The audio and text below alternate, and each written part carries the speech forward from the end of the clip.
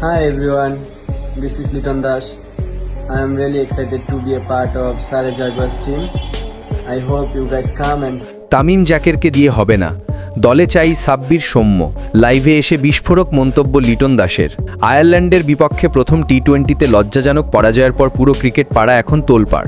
মিরপুরে টসে জিতে বোলিং নিয়ে যে আত্মবিশ্বাস দেখিয়েছিল বাংলাদেশ, ব্যাট হাতে সে আত্মবিশ্বাসের সামান্য ছাপও রাখতে পারেনি টাইগাররা। আইরিশদের আগুনে ব্যাটিং, 182 রানের পাহাড়। বাংলাদেশি বোলারদের ওপর শুরু থেকেই চড়াও হয় আইরিশ ব্যাটাররা। নির্ধারিত 20 ওভারে তারা তোলে চ্যালেঞ্জিং 182 রান, যা টি-20তে যে কোনো দলের জন্যই চাপের লক্ষ্য।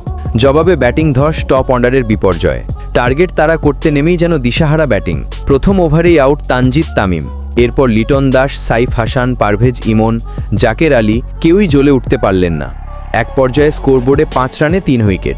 চাপের মুখে ভেঙে পড়ল পুরো টপ অর্ডার। হৃদয়ের একার লড়াই, 50 বলে 83 রান। সব ব্যর্থতার মাঝে একমাত্র আলোর নাম তাওহিদ হৃদয়। 50 বলে 83 রানের দুর্দান্ত ইনিংসে লড়াই করেছেন শেষ পর্যন্ত। তার ব্যাটিংয়ে মান ইজ্জত কিছুটা রক্ষা পেলেও জয়ের মুখ দেখা হলো না বাংলাদেশের। 142 রানে থামে ইনিংস, 39 রানের বড় হার।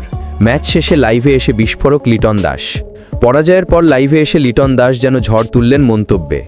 ব্যাটিং ব্যর্থতার জন্য সরাসরি দায় দিলেন টপ অর্ডারকে।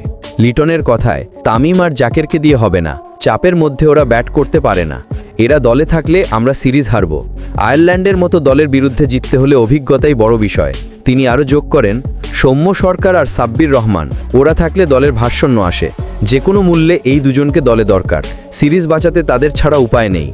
লিটনের এ মন্তব্য মুহূর্তেই সামাজিক যোগাযোগ মাধ্যমে ভাইরাল হয়ে যায়। বিশ্লেষকদের মতামত, অনেক ক্রিকেট বিশ্লেষকও বলছেন চাপ সামলাতে ব্যর্থ টপ অর্ডার, ভুল শট নির্বাচন, বড় টার্গেটে পরিকল্পনার অভাব, অভিজ্ঞতার ঘাটতি, এসব কারণেই প্রথম ম্যাচে ভরাডুবি হয়েছে বাংলাদেশের। এবার নজর দ্বিতীয় টি-20তে।